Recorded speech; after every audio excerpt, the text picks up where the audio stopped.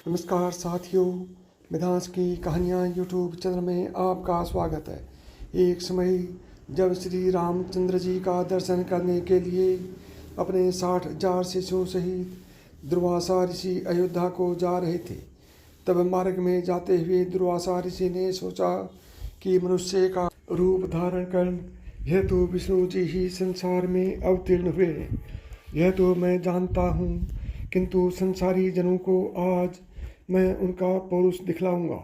अपने मन में ऐसा विचारते हुए वे अयोध्या आए और नगरी में प्रवेश कर सबको साथ लिए भगवान के भवन के 8 चौकों को लांघकर पहले सीता जी के भवन में पहुँचे।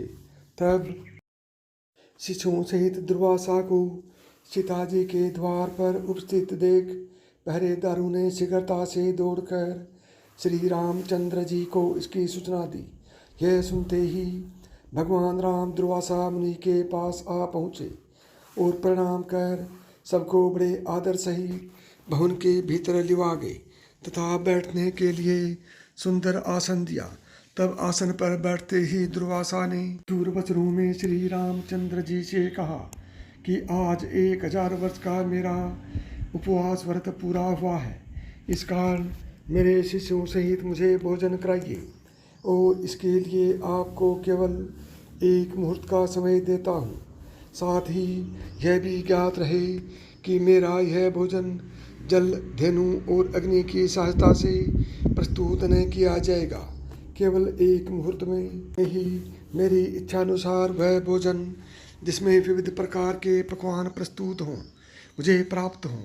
इसके अतिरिक्त यदि तुम अपने गृहस्थ धर्म की रक्षा चाहो तो शिव पूजन निमित्त मुझे ऐसे पुष्प मंगवा दो कि जैसे पुष्प यहाँ अब तक किसी ने देखे न हों।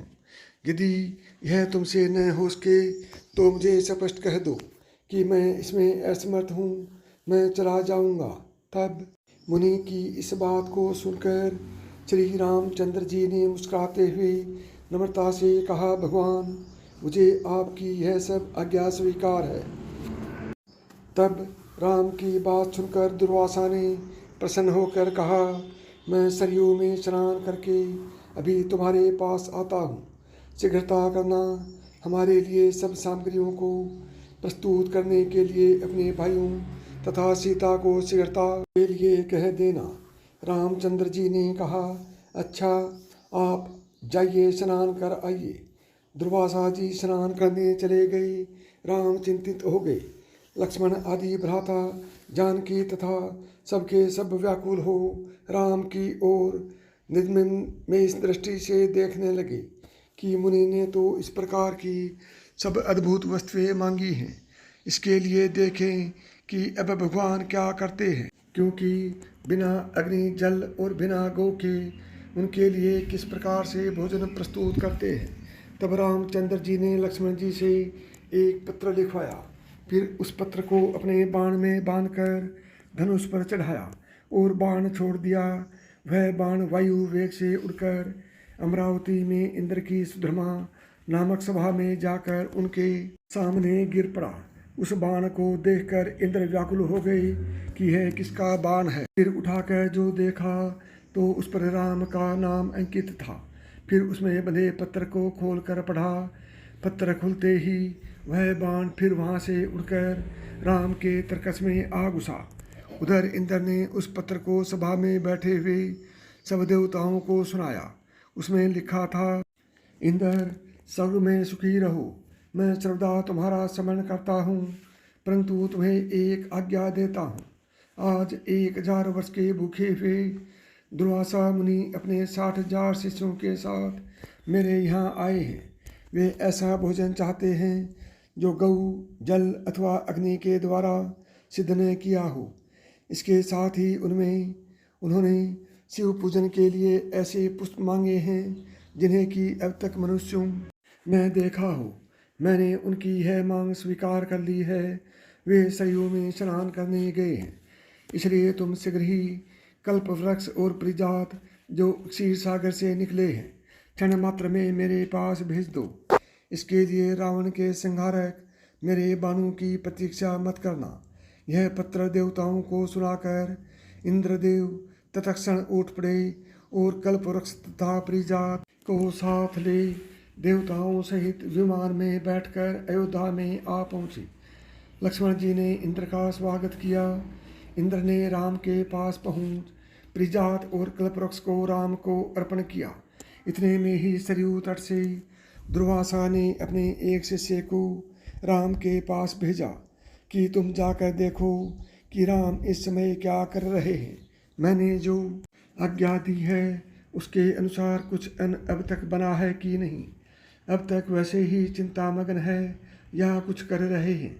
यदि मेरी आज्ञानुसार पकवान प्रस्तुत कर रहे हैं तो अब तक कितनी सामग्री तैयार हुई है, यह सब तुम चुपके से देखकर मेरे पास आ जाओ।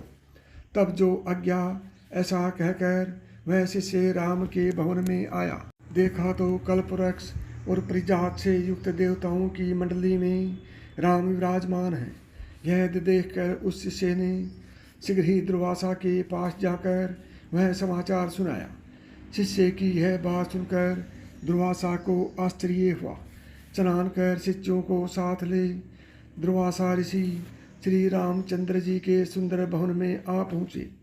दुर्वासा जी को आया देख देवताओं सहित राम ने उठकर उन्हें तथा उनके सब शिष्यों को बड़े आदर के साथ प्रणाम किया और उत्तम आसन पर बिठाकर सीता तथा लक्ष्मण आदि के साथ उनकी पूजा की। फिर जिन पुष्पों को मनुष्य ने अब तक नहीं देखा था, शिव पूजन के हेतु परिजात के उन पुष्पों को राम ने दुर्वासा के समक्ष प्रस्तुत किया। उन पुष्पों को देख मुनि दुर्वासा ने एक बार तो आश्चर्य किया, किंतु मौन भाव से उन्हें ग्रहण कर शिवजी तथा अन्य देवताओं की उन पुष्पों से पूजा की। फिर उसी क्षण श्री रामचंद्र जी ने लक्ष्मण तथा सीता आदि को सब भोजन परोसने की आज्ञा दी। तब दिव्य अलंकारों से विभूषित सीता ने कल्पवृक्ष और परिजात की पूजा कर अनेक पात्रों को लेकर उनके नीचे रख दिया और वह प्रार्थना करती हुई इस प्रकार बोली कि हे क्षीर सागर से उत्पन्न होने तथा देवताओं के मनोरथों को पूर्ण करने वाले कल्पवृक्ष, आज शिष्यों सहित हमारे यहाँ आए हुए दुर्वासा को तुम संतुष्ट कर दो। तब सीता के इस प्रकार कहते ही कल्पवृक्ष ने पल मात्र में वहाँ रखे हुए करोड़ों पात्रों को अनेक प्रकार की खाद्य सामग्रियों से परिपूर्ण कर दिया। फिर तो उन सब अन्नों को उर्मिला सहित सीता ने स्वर्ण के पात्रों में रखकर दुर्वासा ऋषि के समक्ष परोस दिया। फिर तो रामचंद्र से निवेदित दुर्वासा ने अपने शिष्यों के साथ बड़े प्रेम से वह भोजन किया। फिर हाथ मुँह धो तांबूल तथा दक्षिणा ली। जय श्री राम।